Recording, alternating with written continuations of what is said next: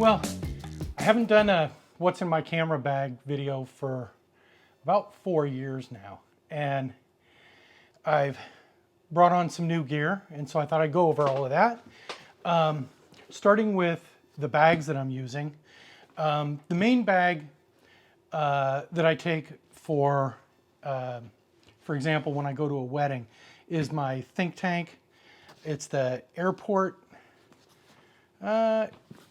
something. Anyway, it's a roller bag. It holds a lot of gear, a lot of equipment, and it's not the most convenient thing in the world. To tell you the truth, I'm not thrilled with any of my bags. I just don't think bags are that interesting, and most of them just don't work for all of the situations that you have. The advantage of this bag is it just carries a lot of stuff, and to tell you the truth, most of the time it stays in my truck on a wedding day, and I just go back to it from time to time to swap out lenses for different parts of the day. So again, this is the one that I transport a lot of my gear in, and like I say, it holds a lot of gear, but I don't really take it out with me when I'm actually doing the wedding. It stays in the truck. The one I use more on the wedding day is also a think tank. It's the City Walker 2.0. It's a shoulder bag. It again doesn't hold quite as much stuff, but inside I can take at least a couple, 2 or 3 extra lenses. So I usually shoot with 2 cameras at the same time. I have a double strap for the 2 cameras, but I keep extra lenses in here. And on the day of the wedding, usually I'll leave this maybe with the DJ, and that way it's kind of a little safer there. But again, I only usually have a couple of extra lenses and maybe some of my extra batteries and memory cards, that sort of thing. Then if I'm going for just a shorter, like maybe just a day trip, not for a wedding or something, I have this little bag. It's a low pro bag, and really this is only good for carrying maybe the camera with 1 lens and 1 extra lens with me. And actually, of all of these, this is the one I probably prefer the most, just because it's lightweight and easy to carry around. So jumping into the actual gear itself, the first, I'm going to start with the camera I got the most recently, and that is the Canon EOS R. And I actually have 2 of these, and on a wedding day now, I basically just use the EOS R. The autofocus is amazing on this. I literally get 98% in focus shots, and the ones that are out, it's probably my fault. I've done something wrong. The other thing I like about this is it has really good video specs. The second EOS R is actually up here. It's doing the top-down shots, and so that's one of the reasons that I really like this camera. Is it does really good for photos, and it's also really good for video. The next camera I'm going to talk about is my oldest camera, which is the Canon 6D. And I actually don't shoot with this camera anymore at all. It's really more of a backup. I don't know if you can see on the back screen here, but it's got a cracked LCD on the back, but it still works. And the Canon 6D still takes great pictures. It's kind of useless for video, but for photos, it really takes great pictures. So I may throw some of those 6D pictures up so you can see it really does perform really well. So anytime you're using the EOS R and you want to use a EF lens, you need to use an adapter. Now with the adapters, the lenses work just like native lenses. They are native lenses, but the autofocus is great. They're speedy, never any problems at all. Now For photography, I have dumb adapters, which don't really do anything except adapt the lens to the body. This adapter right here is another adapter they make for the EOS R, and this is a variable ND. And I use this both for video, but you can also do it for long exposure shots. And the nice thing about it is it basically gives you an ND, a variable ND for every native lens that you own, which is really nice. You don't have to buy different NDs for different lenses. Anyway, so that comes in real handy. The lenses that I use the most on a wedding day, there's basically two that I use at every single wedding, and they're probably on my camera 90% of the time. The first is the 24-70, and it's the f2.8 version 2, and this is a really sharp lens. It's not always the most interesting, but it's very sharp. It gives you that flexibility of being able to zoom in or get a fairly wide shot. But anyway, that's a really great lens. The second lens that I use, and these lenses I've had right from the very beginning. They're so so important for shooting weddings that these are really the two that that all wedding photographers pretty much have. So this is the 70-200 f2.8 IS version 2. And the thing about this lens is super sharp. It's one of the sharpest lenses that Canon makes. And it really gives a nice pop. You get great separation from the backgrounds with the lens, good compression. So anyway, these two are probably what I use 90% of the time. The next lens that's used on the wedding day especially is the 100mm macro, the L macro lens. This lens I use mostly for ring shots, detail shots, but it also is actually a really good portrait lens because at f2.8 it gives you a fairly shallow depth of field, especially if you get close to your subject. If you're doing headshots, works really great for that. Let's see. Next lens I have is the it's the 85mm 1.8. It's not an L lens. It does have some chromatic aberration, more than what you usually see in an L lens, but it actually works really well, especially in the evening when the light gets low. This is really good for speeches, that sort of thing. Very good lens. Now, the other two lenses that I have are actually being used right now. The lens that I'm filming this on, the main lens, is the Canon 35mm f1.4 version 2. And I think I'm shooting that at about f2 right now. So it's a little bit shallow depth of field, but it is a really sharp lens. It controls chromatic aberration really well, so you don't usually get that. And then the lens that I'm using for the overhead shots is the 16-35 f4. And that's a really good wide angle lens. And even though it only goes to f4, it's great for landscape type shots and environmental portraits where you want more of your background in the scene. Next thing I'm going to talk about is lighting. So for flash, this is the Canon 600EX RT version 2. And for just doing bounce flash during a wedding or for doing portraits and things, as long as you're using it as bouncing it off the ceiling or off a wall or something, works really well. Never use it as direct flash, but I do use it on camera, but only with bounce flash. I also have bought, I've bought 4 or 5 of these Yongnuo knockoffs. It's a 600EX RT, but it's the Yongnuo brand. These actually work really well. The only problem is you just never know when it's going to stop working. And like I say, I've probably bought 6 of these things, and I think I have 2 of them that still work. So it's cheap, but it's also not very reliable.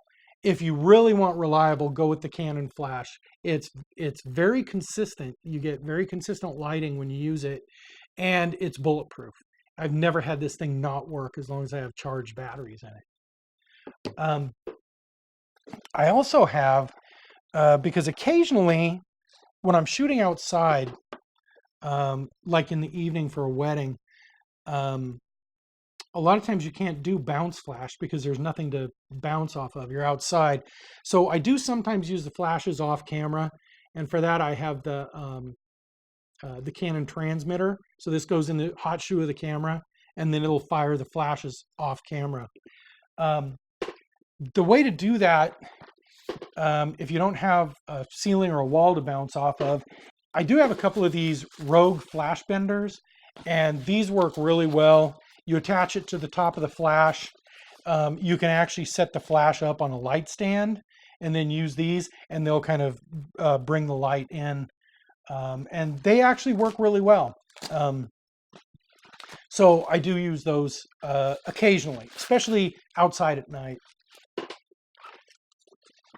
Let's see, what else do I have I want to go over? Okay, last thing on lighting that I got about 1.5 years ago. Be right back. This is the Interfit S1 strobe, and these are, I think they're 500. I don't remember the unit of measure now, but they're pretty powerful strobes. And the thing that's great about these is they can be run off battery. So they have these really big batteries that I think you can shoot about 350 full power shots on a battery charge, but they also can be run off of mains power. So there are times now I use this transmitter. I've got 2 of the transmitters and 2 of the lights, and you can set these up in the corner of a reception area, for example, and even when it's fairly dark, you can point these just up into the ceiling, and they put out a lot of light, so it's really easy to use these in a dark environment like that. Let's see. One other thing. Okay, it's not the greatest fashion statement in the world, but I do now use a fanny pack when I do weddings. And the nice thing about these is they're very lightweight. Put them around your waist. They don't weigh you down. They don't take up a lot of space, but they're really super valuable on the day of a wedding because, for example, I have my my AA batteries, extra AA batteries. Always have 4 or 5 extra sets of 4 batteries for that. And then I also I got these little Watson cases. The blue cases are for batteries that are fully charged. And then I got these black cases, and when I take a used set of batteries out of one of my flashes, I put them in here, and so I know that they need to be charged. I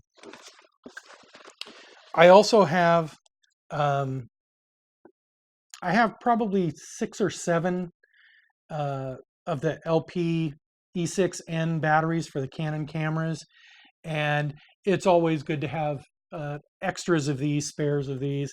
And so what I'll usually do is I'll have 2 or 3 in the fanny pack, but then I also have a couple that I keep in the bag. So I've always have plenty of extra camera batteries. Let's see, what else do we have? Okay. A number of different tools that I keep with me. I have a lens cleaner. I find that my lenses, I don't use lens covers like the UV filters, just because the lenses are actually pretty durable. The main thing is dust and stuff that gets on the lens, and so I do use the little brush from time to time for that. Just this year I got Leatherman, and this is the Leatherman Wave, and this is just a great tool to have in your bag. It has screwdrivers, tools, knife, and there's always some time during the day where you need one of these tools, whether it's a Phillips screwdriver, it's got a pair of scissors on it. So that's a really great tool to have with you, and it doesn't take up much space. Also in the fanny pack, I always have extra memory cards. Now in my EOS Rs, I basically am using 256 gig SanDisk Extreme Pro cards all the time now. I can basically shoot all day with them and it's never an issue. The main reason I use the 256 gigabyte cards is I use the same cards for video, and these cameras, it takes a lot of space when you record videos, so having 256 gigabyte cards works really well. And it's gotten to the point where they're only about between $70 and $80 a piece now, so they're really reasonably priced, I think. But I always keep spares with me. You never know. A lot of times I shoot with another photographer, and sometimes they'll run out of cards. So having extra cards with you is always a good idea. Let's see. I have another multi-tool, and this comes in really handy because this has all of the different Allen wrench sizes on it, and a few extra tools. That comes in really handy. Just keep that in my bag. And then let's see. I have my pocket knife. I don't usually have this in a bag. This is this is a Benchmade North Fork pocket knife. It's such a nice little knife, really sharp. It's got a wood laminate handle, so even though it is got a real wood base, it's basically not going to be damaged if it's exposed to water or things.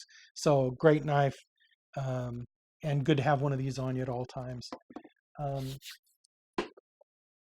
So I think that's about it. So I wanted to tell you that today I'm actually shooting this video using the 5D Mark IV as my main video camera.